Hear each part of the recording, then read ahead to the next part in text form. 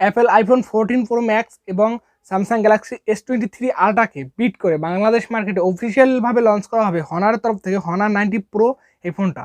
তো এই ফোনটা খুব শীঘ্রই বাংলাদেশ মার্কেটে আসতে চলছে এবং কত টাকা প্রাইস থাকছে এবং কী থাকছে কনফিগারেশনে সকল সম্পর্কে ধারণা দেবো আজকে ভিডিওটা। তো অবশ্যই ভিডিওটা ফুল দেখবেন। তো hey everyone, welcome to ABTechnews। তো আজকে ভিডিওতে থাকছে আপনার হনারের তরফ থেকে হনার 90 প্রো এই ফোনটার ডিটেলস রিভিউ এবং এই ফোনটা কেমন হবে, এই ফোনটা আমার পার্সোনাল ওপিনিয়নটা কি, এই সকল সম্পর্কে ধারণা দেবো আজকে ভিডিওটা। তো অবশ্যই স্কিপ না করে সম্পূর্ণ ভিডিওটা দেখবেন কারণ আপনার উপকারে আসবে। আর এই ফোনটার রিলিজ ডেট যেটা জুনের 7 তারিখে রিলিজ করা যাবে বাংলাদেশ মার্কেটে এবং এখানে 5G থাকছে। এখানে আপনার হনারের ফোন তার মানে এখানে 5G থাকবে না। আপনারা এটা জানেন যে হনারের ফোনে আপনার ইউটিউব, ফেসবুক সকল ধরনের গুগল সবকিছু থাকছে, এখানে কোনো ফিচার্স কমতি নেই। তো চলুন দেখে নেওয়া যাক যে বডি ফ্রেমটা কি থাকছে। এই বডি ফ্রেমটা থাকছে 8.1 মিলিমিটারের থিকনেস এবং 192 গ্রাম ওজন, একটি লাইট ওয়েট একটি ফোন, যেটা কিন্তু অ্যাপেল আইফোন 14 প্রো ম্যাক্স এবং আপনার স্যামসাং S23 আলট্রাতে কিন্তু এরকম ফিচার্স নেই।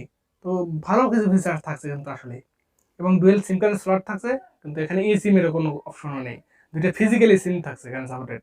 এছাড়া এই ডিসপ্লে যদি দেখেন, এই ডিসপ্লে থাকছে OLED কার্ভ টাচ স্ক্রিন, যেটা 1 বিলিয়ন কালার্সে সাপোর্টেড এবং যার সাইজ হচ্ছে আপনার 6.78 ইঞ্চির একটি ডিসপ্লে, যেটা 90.9% স্ক্রিন টু বডি রেশিও একটি ডিসপ্লে, যেটা আপনার রেজলিউশন হিসাবে থাকছে 1224x2700 পিক্সেলের ডিসপ্লে, যেটা 437 পিপি ডেন্সিটি সাপোর্টেড এবং 120 hertz refresh rate, HDR supported এবং 1600 নিটস পিক ব্রাইটনেস। ওভারঅল যদি দেখান যায় যে বেস্ট ডিসপ্লে, তবে এখানে ডিসপ্লের মামলায় যদি আপনি বলেন যে এর পিক ব্রাইটনেসটা একটু কম, কারণ অ্যাপেলের ফোনে আপনার 1600 নিটস এবং আপনার স্যামসাংয়ের S23 আলট্রাতে কিন্তু আপনার 2000 নিটস পিক ব্রাইটনেস, তো সেইখানে কিন্তু একটু পিছিয়ে পড়ছে। তো ওভারঅল যদি আপনারা দেখেন যে আপনি ডিসপ্লে কোয়ালিটি কিন্তু বেশ ভালো মানে পাচ্ছেন, ডিসপ্লেতে কোনো ধরনের কোনো কম্প্রোমাইজ নেই এবং অলওয়েজ অন ডিসপ্লে সাপোর্ট পেয়ে যাচ্ছেন।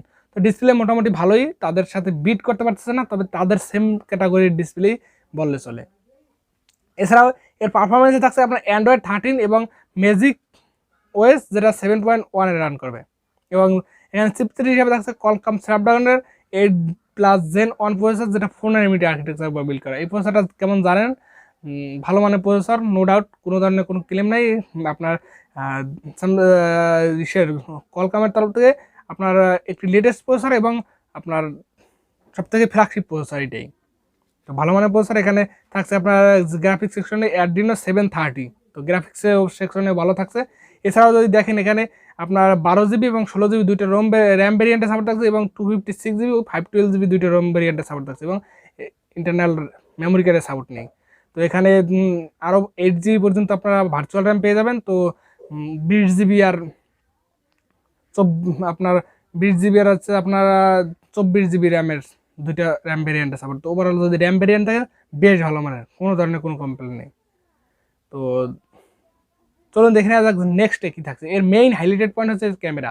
এর ক্যামেরা থাকছে 200 মেগাপিক্সেলের সেন্সর এবং যেটা ওয়াইএস সাপোর্টেড এবং আপনার প্রাইমারি সেন্সর এবং আপনার 32 মেগাপিক্সেলের টেলিফোটো জুম লেন্স, যেটা 2.5 অপটিক্যাল জুম থাকছে এবং ওয়াইএস সাপোর্ট থাকছে সাথে। এছাড়াও আপনার 12 মেগাপিক্সেলের আলট্রাওয়াইড সেন্সর এবং আপনার ফ্ল্যাশ লাইট থাকছে। তো ব্যাক সাইডে ক্যামেরা সেট আপ কিন্তু বেশ ভালো মানের, নো ডাউট ভালো মানের ক্যামেরা সেট আপ থাকছে, তবে আলট্রা ওয়াইডেও আপনার ওয়াইএস এ ভিডিও রেকর্ডিং এর অপশন দিলে খুবই ভালো হতো। তো মেইন ক্যামেরা 200 মেগাপিক্সেলের ওয়াইএস সাপোর্ট থাকছে, এই দিকটা কিন্তু মাথায় রাখতে হবে।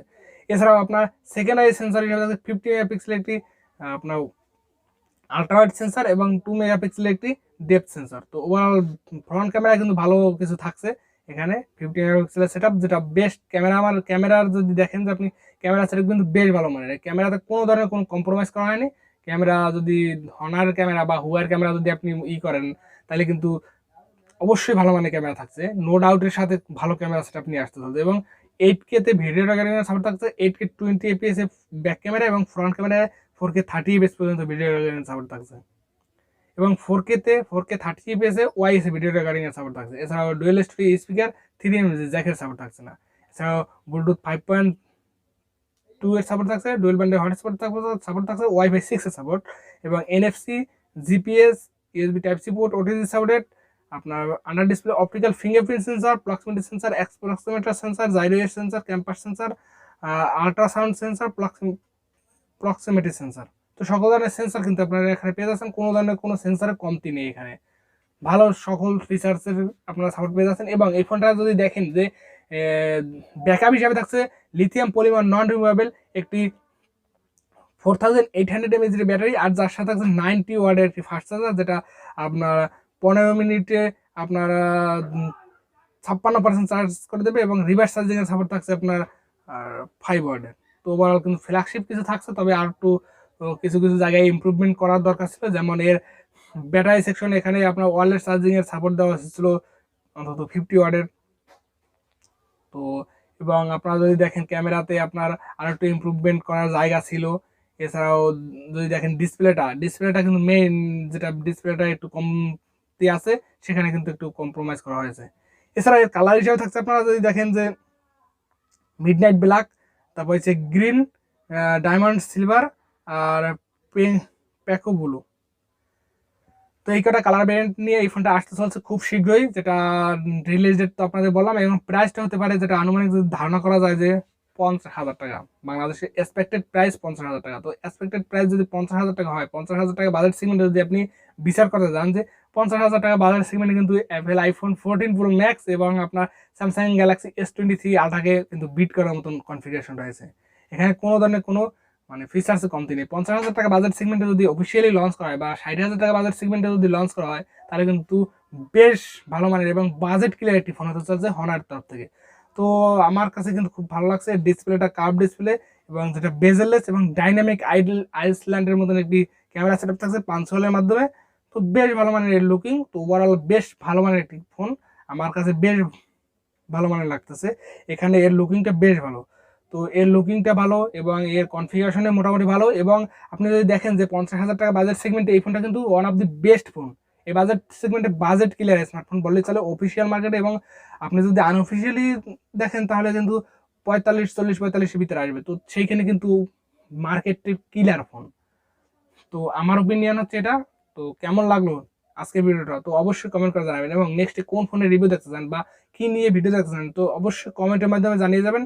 এবং যদি কোথাও কোনো ভুল ত্রুটি হয়, অবশ্যই ক্ষমা সুন্দর দৃষ্টিতে দেখে আপনার ভিডিওটাতে একটা লাইক দিয়ে দেবেন, আবার বলতেছি, এবং চ্যানেলটা সাবস্ক্রাইব করে পাশে থাকবেন নেক্সট ভিডিও দেখার জন্য। তো সবাই ভালো থাকবেন, সুস্থ থাকবেন, দেখা হচ্ছে নেক্সট ভিডিওতে।